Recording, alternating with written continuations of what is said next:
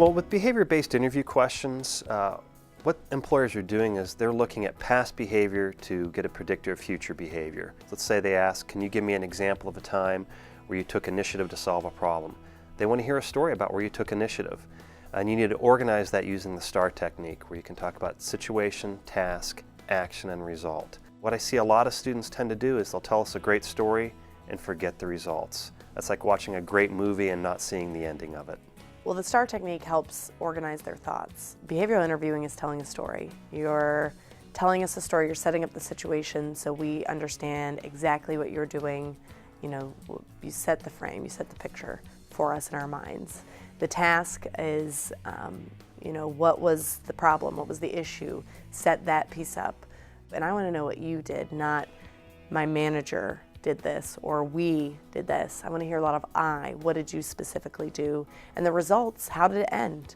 It's like telling a joke and not giving the punchline if you don't add the results in there. When they get those behavioral questions, take it back to a specific example, explain what they did, set it up, give the details, and include a lot of names, dates, times, numbers, and places. The more details you can give, it really helps the employer understand the depth and breadth of what you accomplished.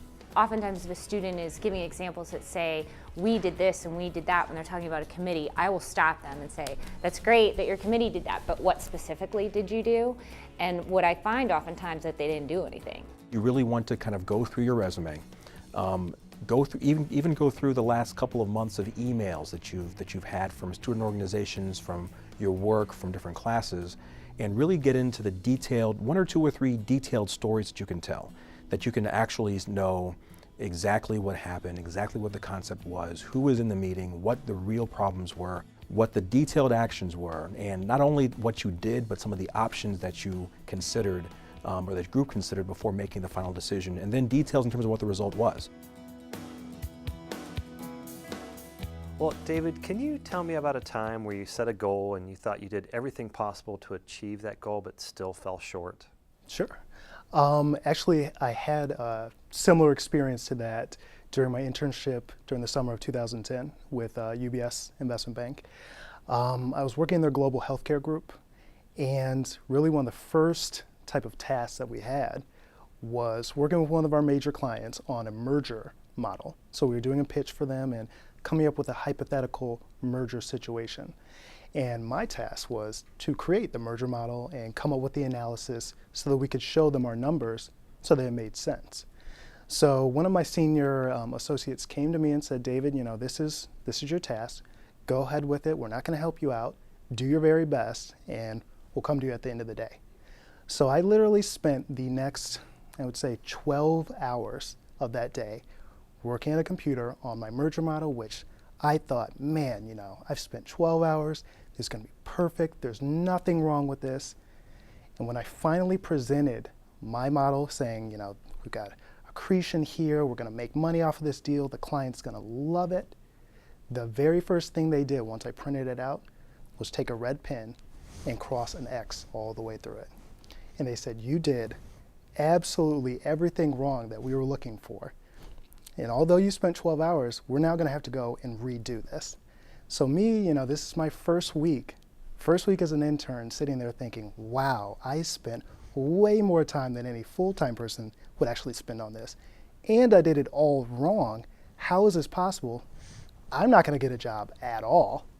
And now all my dreams of doing investment banking are ruined from this one engagement. And what I later realized was the fact that, you know, when you come in, and this is what they told me at the end of the summer once I finally received a full-time offer, when you come in, they understand you don't know everything. You know, you're not supposed to know every single thing about investment banking or your internship in general. When you come in, they want to see that you are putting forth the full effort, you're going above and beyond, and really trying to do your best in terms of what they show you and what they want you to do.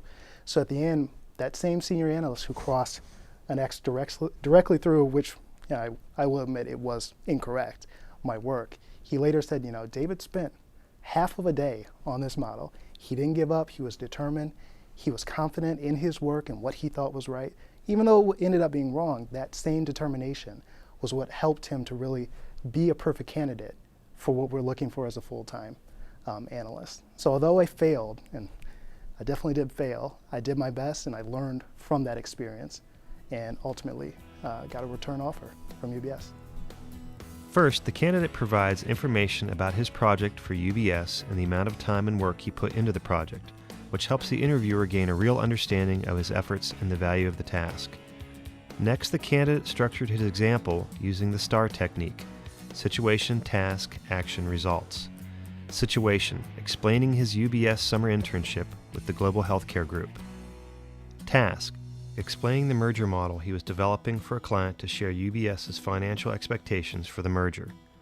Action, the amount of time and effort he put into the project. Results, the lessons learned from his mistakes and how he overcame these failures to receive an offer for full-time employment. Third, the interview candidate's story was focused on a specific project and experience rather than a story about how he generally overcomes failure.